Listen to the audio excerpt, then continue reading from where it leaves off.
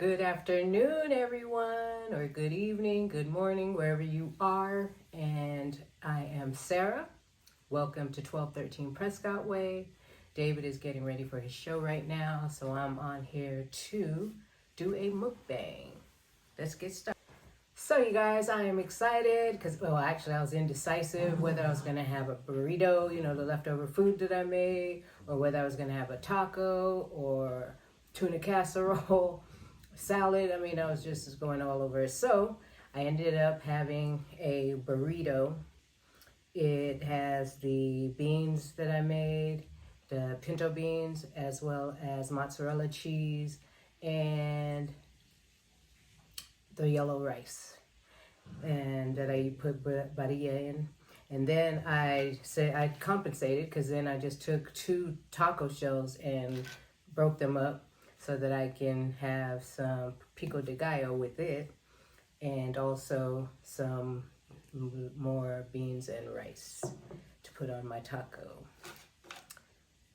So it's probably, I'm always moving the desk.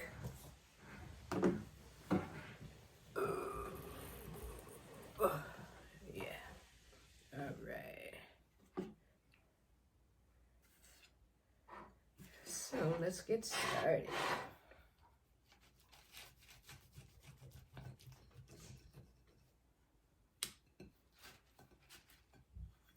Oh yeah, and I also put hot sauce inside. Take a bite. And I've made my dip. So let's taste. Mm. Mm.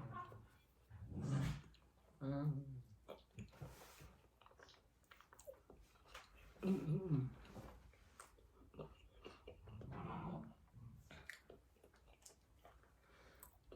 Delicious.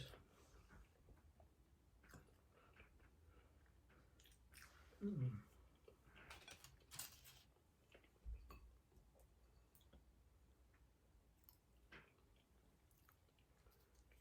Mm.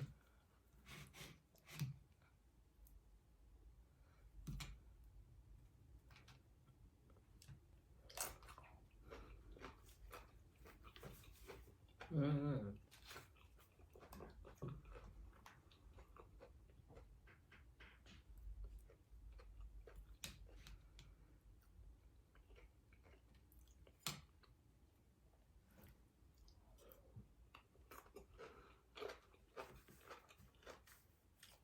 Mm.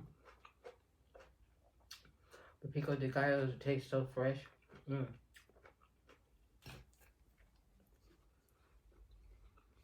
Mm.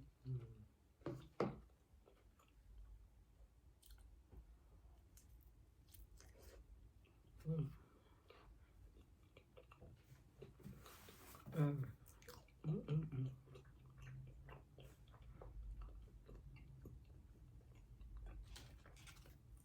Very good.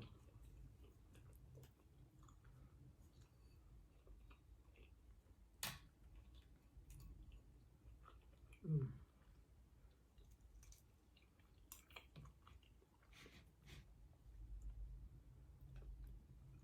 Mm-mm.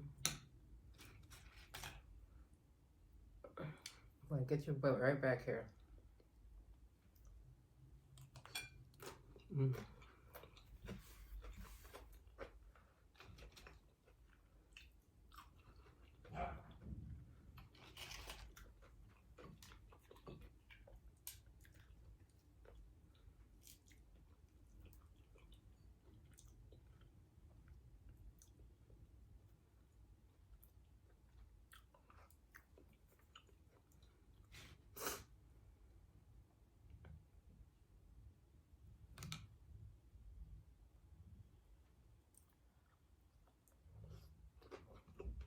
Mm. Mm-hmm.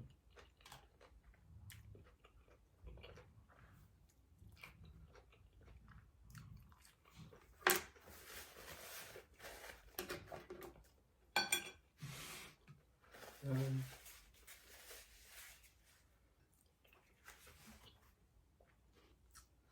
Once again, this is Thousand Island, blue cheese, and sriracha.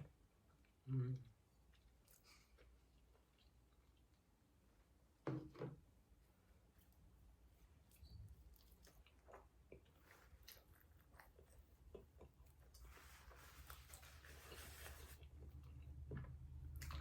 And this is pomegranate aki berry drink. Mm.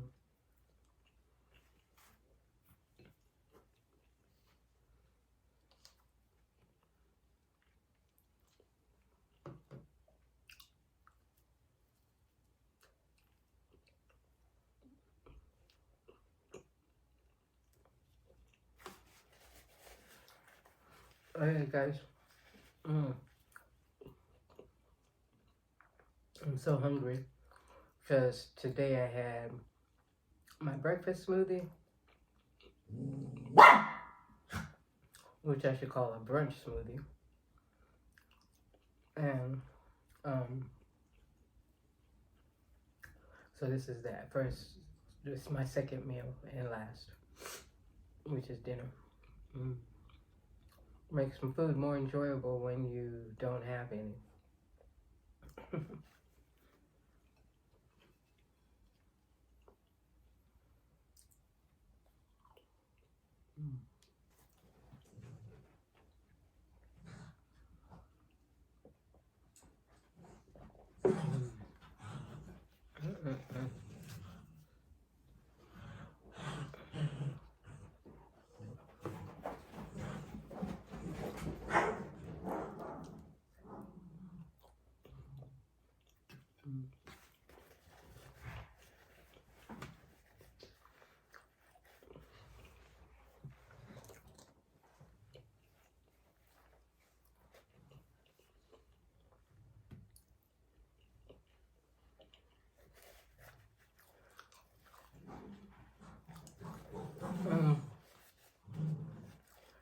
This conversation came up with one of my girlfriends.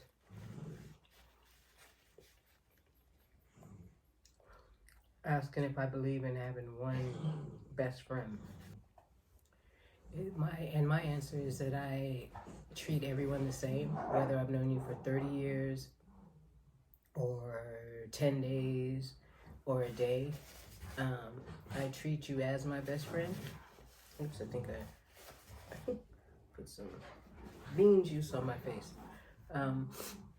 Until you show me otherwise, but if you're my friend, then I already know your character, so you're going to be treated as if I've known you for 40 years, 50 years, and so I do have multiple best friends.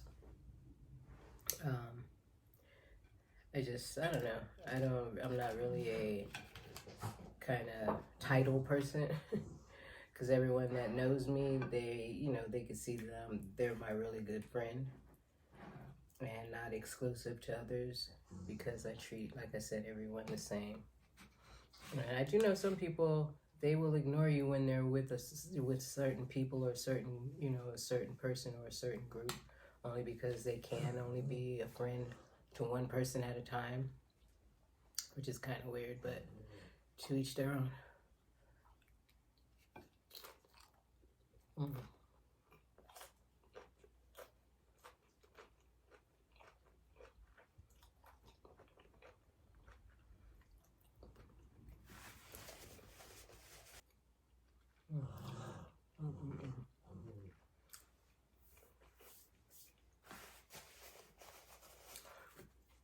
What type are you? Do you have to be a friend to someone people one at a time, or can you be friends with a group at the same time? Or do you have to show differences? To me, it's kind of like showing a difference between your children. Because I've seen it happen in family, and mine in particular, like my grandma was that way. She had favorites and didn't make any bones about showing you. But I would never do that to my children and my friends and just people you care about, period. I mean, if you care about them, you care about them. Or do you just not care about them? Is that why you show difference? I don't know. Only those who do that can answer that question, but it does make you wonder.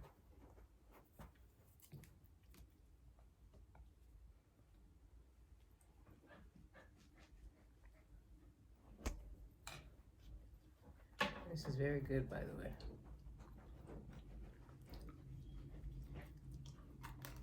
Mm. Mm. Mm. Mm. Mm. Mm.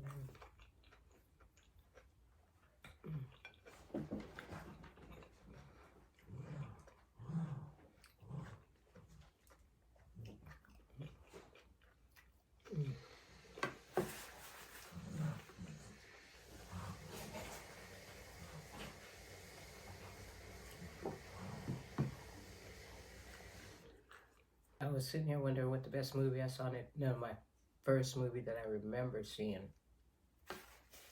And I do have to say, I remember in South Carolina when I was like 6, 7, 8, we used to go to the movies all the time.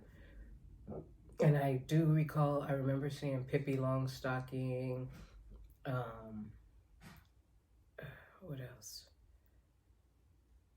Some of the, something kind. Something of the third kind. I can't remember the name of that movie. But Pippi Longstocking is the first movie I remember. Like, I physically remember being there and watching it and wanting, probably because I was like seeing myself as her. I don't know if anyone has seen Pippi Longstocking, but that's the movie where the girl, she was a little girl about 10, 11. She had 2 pigtails, one on each side, and red hair. I think she had freckles, and she was real strong. And when she was different, you know, her physical appearance, and she was, you know, so children used to pick on her. So when they did, like, boys would pick on her, and I remember she would just grab them and throw them up, and, you know, they'd go flying, like, in a tree or something. She was real strong. So I wanted to be her, not because of being picked on, but just the strength. And I just saw myself as her because I knew I was strong and stuff. But anyway.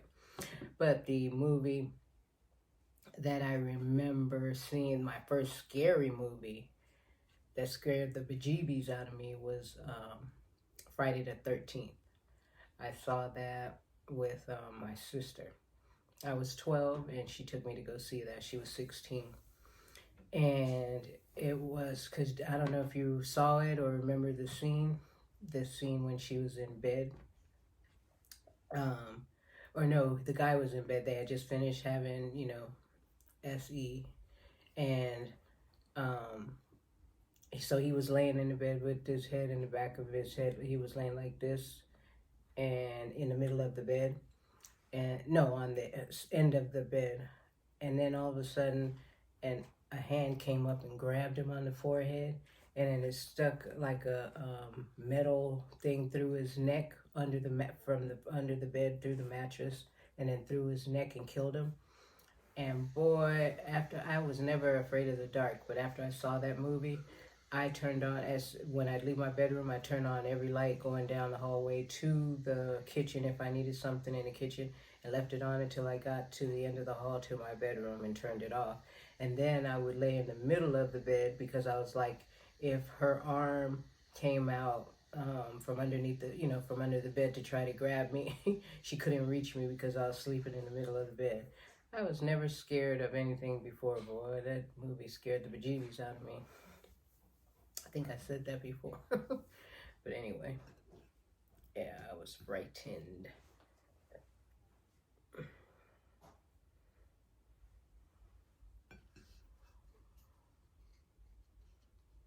Does anyone know how their parents met? I remember my mom telling me, because you already know our story about how David and I met, and if you don't, go back and watch that video. But anyway, my mom told me that she had a dream that that a voice said, you're going to meet your husband on Tanganyika Street. And so it was like an intersection. I can't remember the intersection within it. This is in Panama. And so then she told me that that's where she met my dad, on Tanganyika Street. And she said when they were walking, they were in front of each other, and so she wanted to see if he was a gentleman, so she purposely dropped her purse, and then she said he picked it up. And then she told him, she said she pointed to him like that and said, "You're going to be my husband." And he was looking at her like, "What?" And of course he was. I like to hear how people meet, you know, like couples and that kind of thing. And even like best friends, or just, it's just interesting to me to see how people's paths cross, because he's from Chicago, my mom's from Panama, so them meeting like that. It's like David is from Rochester, I'm from Panama, and then ending up in the same city. It's just, and then it's about timing, because, you know, it's not like you're going to meet when you're not supposed to, when you're soulmates. I see us as soulmates. Do you guys have a soulmate?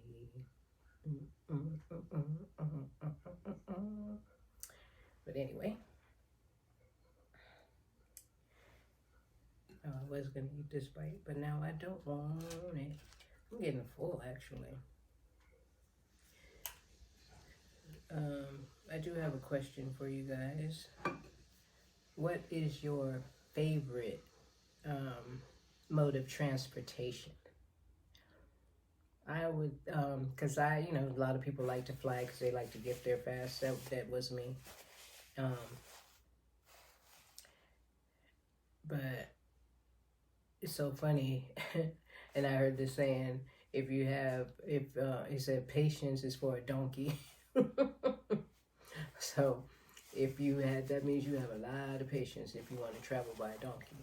But anyway, my favorite mode of transportation is first by car. And the reason being is, when you travel by car, you can, you know, you're in control. You're stopping for scenery, like if you're driving cross country or even state to state or city to city. You can get out and sightsee and, you know, stay over in a hotel if you want to see the city, or you have dinner or something like that. But if you're on someone else's schedule, like a bus, a train, a plane, then you don't have a choice but to go to their destination, stop when they want to stop, and, you know, just go where your final destination is.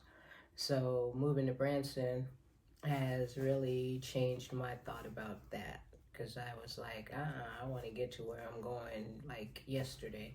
So now, since I drove to Branson, and we've been traveling around to different cities and states since we've been here by car, I really enjoy that. Because we'll stay the night in a certain city, you know, like we did in St. Louis, and at my sister's in Cleveland, and then head over to Rochester, and then come back down, and we were tired, and then I think we stayed in Dayton, Ohio, and, you know, so I'd rather travel by car, because you just take in more scenery, and you can take your time, if you have that time, you know. But yeah, I think that's why I did fly mostly, because time was of the essence at that time.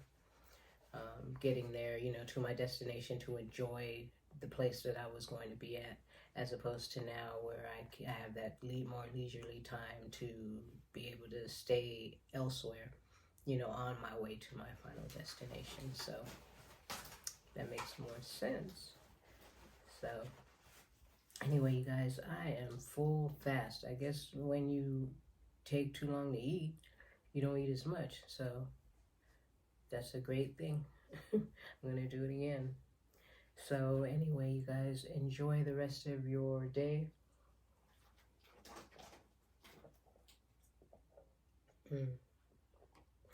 Whatever it is, really good. Whatever is left of it. And don't forget to like, subscribe, and comment, and especially subscribe, and hit that notification bell so that you will be notified when we post another video. Did you guys notice my shirt? I really like it. I designed it and everything.